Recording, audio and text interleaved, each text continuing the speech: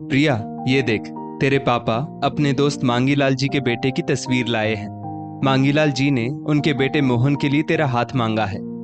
अवंतिका जी बोली। प्रिया बोली, मम्मी, उनके घर में कौन कौन रहता है? मांगीलाल जी, उनकी पत्नी हेमलता जी और उनके दो बेटे, जिनमें से मोहन उनका बड़ा बेटा है, और उनकी बेटी शिखा। प्रिया बोली, संयुक्त परिवार में मुझे शादी नहीं करनी मम्मा। मैं तो ऐसा लड़का चाहती हूँ जो घर परिवार से अलग रहता हो और वहीं नौकरी करता हो, ताकि मैं उसके साथ जब मन चाहे घूमने जा सकूं, घर में भी मिनी स्कर्ट पहन सकूं जैसे यहाँ पहनती हूँ। मगर आप तो मुझे सास ससुर के पछड़ों में उलझाना चाहती हो। आप शायद नहीं जानती, एकाकी जीवन बहुत मजेदार होता है। अवंतिका जी जानती थी प्रिया अभी नादान है। वे बोली, बेटा, तेरे पापा और मांगीलाल जी पुराने दोस्त हैं। उनका संयुक्त परिवार जरूर है, मगर वे लोग खुले विचारों के हैं। तुझे बेटी की तरह प्यार देंगे, और तू किसी के लिए ऐसा कैसे बोल सकती है? अगर कल को तेरी भाभी भी यही शर्त रखे तो सोच हमारा क्या होगा। माता पिता अपने बेटे की शादी इसलिए नहीं करवाते कि बेटा बहू को लेकर अलग रहे, बल्कि इसलिए करवाते हैं कि बेटा बहू मिलकर उनके बुढ़ापे का सहारा बने। हम भी तो अपने बेटे राजीव से यही उम्मीद करेंगे ना, और ये उम्मीद सही भी तो है। अगर हम बुजुर्ग अपने बच्चों से उम्मीद नहीं करेंगे तो किससे करेंगे? जिस तरह कल को तेरे सास ससुर तुझ पर और तेरे पति पर आश्रित होंगे, वैसे हम भी तो तेरे भाई भाभी पर आश्रित होंगे। प्रिया बोली, माँ, भाई तो आपका अकेला बेटा है, वो ऐसा कैसे कर सकता है? वो अलग थोड़े ही हो सकता है। आप लोगों की सेवा करना उसका फर्ज है। वो आपको अकेला छोड़ देगा तो सबसे पहले मुझे ही बहुत दुख होगा। मगर मोहन, जिसका रिश्ता आप लाए हैं, उसका तो छोटा भाई भी है। मोहन के माता पिता उसके साथ रह लेंगे। मैं संयुक्त परिवार की बड़ी बहू बनकर इन सब झमेलों में नहीं पड़ना चाहती। अवंतिका जी बोली, बेटा आखिर बेटा होता है प्रिया, इसमें एक या दो का सवाल नहीं है। माता पिता के लिए सब बच्चे बराबर होते हैं। वो ये थोड़े ही सोचते हैं कि हम छोटे बेटे के साथ रहेंगे या बड़े बेटे के साथ। मगर हाँ, अगर दोनों बहुओं में से एक बहू समझदार है और एक समझदार नहीं है, या एक बहू सास ससुर की सेवा करती है, दूसरी नहीं करती, तब माँ बाप को जरूर ये फैसला लेना पड़ता है कि उन्हें किस बेटे के साथ रहना है। प्रिया भी गुस्से में बोली, फिर मुझे नहीं देखनी लड़के की तस्वीर, और मुझे नहीं करनी शादी वादी। मैं उसी लड़के से शादी करूंगी जो घर परिवार से अलग रहता हो। अवंतिका जी ने प्रिया को समझाने का भरपूर प्रयास किया, मगर प्रिया के कानों पर जूं तक ना रेंगी। वो अपनी मनमानी पूरी करने के लिए सास ससुर के चक्करों में नहीं पड़ना चाहती थी। इसी बीच प्रिया के भाई राजीव की भी शादी हो गई। राजीव की पत्नी नेहा बहुत सुलझी हुई लड़की थी। उसके आते ही परिवार में खुशियां छा गई। नेहा परिवार का खूब अच्छे से ध्यान रखती। अवंतिका जी प्रिया से बोली, देख, तेरी भाभी भी तो तेरी ही उम्र की है, मगर उसने पूरे परिवार को कैसे अपना लिया है। और तू है कि इतना अच्छा रिश्ता सामने राह देख रहा है, लेकिन तुझे सिर्फ लड़के से मतलब है, उसके परिवार से नहीं। इसलिए रिश्ता यूं अटका पड़ा है। कल को मोहन की तो दूसरी जगह बात चल जाएगी, मगर हमें इतने जान पहचान वाले लोग शायद दोबारा ना मिल पाए। प्रिया के पिता मनोहर जी भी तहे दिल से चाहते थे कि उनकी बेटी का रिश्ता मोहन से पक्का हो जाए, मगर प्रिया किसी की भी बात सुनने को तैयार ही नहीं थी। उसके सिर पर तो एक ही भूत सवार था कि वो सास ससुर देवर ननद वाले परिवार में शादी नहीं करेगी। उसे तो ऐसा लड़का चाहिए था जो अपने घर से दूर कहीं अलग शहर में नौकरी करता हो, ताकि वो आजादी की जिंदगी बसर कर सके। थोड़े दिनों बाद मनोहर जी घर आकर अवंतिका जी से बोले, मोहन की नौकरी चंडीगढ़ लग गई है, शायद लड़के को हमेशा के लिए चंडीगढ़ जाना पड़े। अवंतिका जी बोली, अरे ये तो बहुत अच्छी बात है, अब शायद प्रिया इस रिश्ते के लिए हाँ कर दे। प्रिया को जैसे ही पता चला कि लड़का अपने परिवार से दूर रहेगा और उसको भी तो वहीं रहना पड़ेगा जहां उसका पति रहेगा, तब प्रिया बोली, अब मैं लड़के की तस्वीर देखने को तैयार हूं पापा।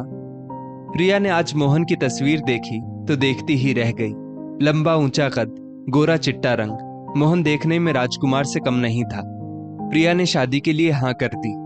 अवंतिका जी मनोहर जी को मीठा खिलाकर बोली, मुंह मीठा करो, आपकी लड़की को लड़का पसंद है, मगर हाँ, थोड़ी ही मिठाई खाना, आपको मीठा खाने की मनाही है। जानते हैं ना, आपको शुगर की बीमारी है। मनोहर जी बोले, अरे भाग्यवान, आज प्रिया ने इतनी अच्छी खबर दी है कि मन कर रहा है पूरी मिठाई का डब्बा ही खा लूं। सच में अगर ये डायबिटीज ना होती तो आज तो सारी मिठाई मैंने ही खा जानी थी। मेरी बेटी का रिश्ता मेरे दोस्त के घर हो जाए, यही ख्वाहिश थी मेरी, जो आज प्रिया ने पूरी कर दी। मैं ये खबर मांगीलाल को देकर आता हूँ। बोलकर मनोहर जी लड्डू से भरा डिब्बा लेकर मांगीलाल जी के घर पहुंचे और सबका मुंह मीठा करवाया। मोहन प्रिया को पहले एक शादी में देख चुका था, तभी उसने प्रिया को पसंद कर लिया था।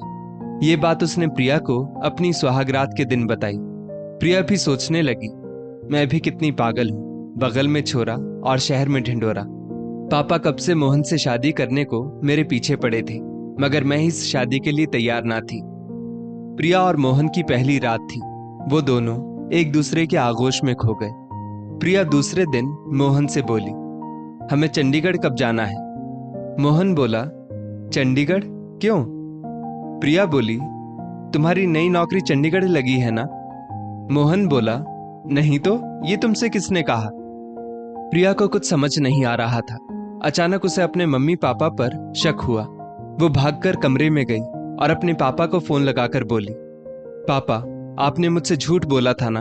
आपने बोला था मोहन अब नौकरी के चलते चंडीगढ़ रहेगा। पापा, आपको शर्म नहीं आई? अपनी ही बेटी से ऐसा झूठ बोलते हुए अपनी ही बेटी को धोखा दिया आपने। मनोहर जी कुछ देर चुप रहे, फिर बोले, हाँ बेटा, मैं तुम्हारे सिर से अकेले रहकर अपनी मनमानी करने का भूत उतारना चाहता था, मगर मैं तुम्हें खुश भी देखना चाहता था, इसलिए अच्छे लड़के को हाथ से नहीं जाने देना चाहता था। माँ बाप कभी भी बच्चों का बुरा नहीं चाहते। शायद आज तुम मुझे गलत समझो, मगर कल को तुम्हें इस बात का खुद ही एहसास होगा कि मैंने तुम्हारे लिए जो किया वो सही था। प्रिया को यह सुनकर झटका लगा और उसने फोन काट दिया। उतने में मोहन पीछे से आया और बोला, क्या बात है प्रिया, तुम ऐसे भागी क्यों? प्रिया बोली, कुछ नहीं, कुछ याद आ गया था तो कमरे में देखने आ गई थी।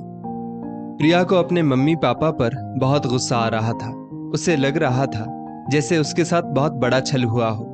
अब उसे अपना ससुराल किसी जेल जैसा प्रतीत हो रहा था। प्रिया रसोई में पहुंची तो सास हेमलता जी चाय नाश्ता बना रही थी। प्रिया बोली, लाइए मम्मी जी, मैं कर देती हूँ।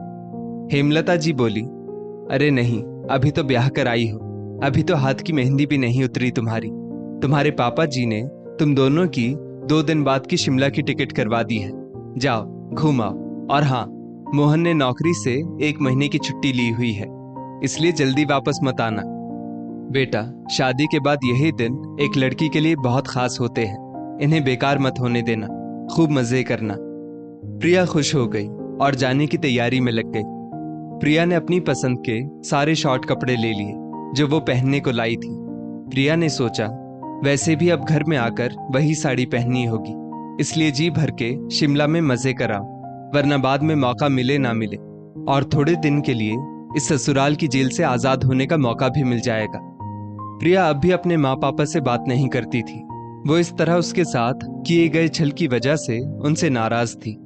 शिमला में 1 महीने की छुट्टी कैसे बीती पता ही ना चला, बस रोमांस और रोमांस ही था। प्रिया और मोहन वापस आकर अपनी अपनी नौकरी पर लग गए। प्रिया ने शिमला से आकर जब अपने सारे कपड़े मशीन में धोने डाले तो हेमलता जी बोली, बहू, तुम ऐसे कपड़े पहनती हो? प्रिया एक पल को डर गई, फिर धीरे से बोली, हाँ मम्मी जी, आप फिक्र मत करो, शिमला घूमने गई थी इसलिए वहां पहने थे, मगर यहाँ तो साड़ी सूट ही पहनूंगी। हेमलता जी बोली, अरे बेटा, तू भी ना कैसी बातें करती है। जब मेरी बेटी शिखा घर में उसके हिसाब से कपड़े पहन सकती है तो तू क्यों नहीं? ये सुन प्रिया खुश होकर बोली, सच में मम्मी जी? प्रिया अब अपने हिसाब से उसके मनपसंद कपड़े पहनकर ससुराल में रहती है। कोई रोक टोक तो नहीं है। ऊपर से ऑफिस से जब थकी हारी आती है तो खाना भी बना हुआ मिलता है। भाई जैसे देवर और बहन जैसी ननद के साथ भी खूब जमती थी प्रिया की। पति मोहन भी खूब प्यार करता प्रिया से। प्रिया को अब धीरे धीरे समझ आ रहा था कि पापा सही कहते थे। आखिर ये उनके दोस्त का घर था, वो यहाँ के लोगों को जानते थे, तभी तो मेरी शादी यहाँ करवाने के लिए इतना बड़ा झूठ बोल गए। हेमलता जी और मांगीलाल जी के साथ आज प्रिया को 6 महीने बीत गए हैं और उन्होंने प्रिया को अपनी बेटी की तरह ही प्यार दिया। प्रिया, जो अब तक मनोहर जी से कम बात करती थी, आज फोन कर बोली, पापा, आप सच कहते थे, आज आपकी झूठ की वजह से मुझे इतना अच्छा परिवार और इतना अच्छा पति मिला है।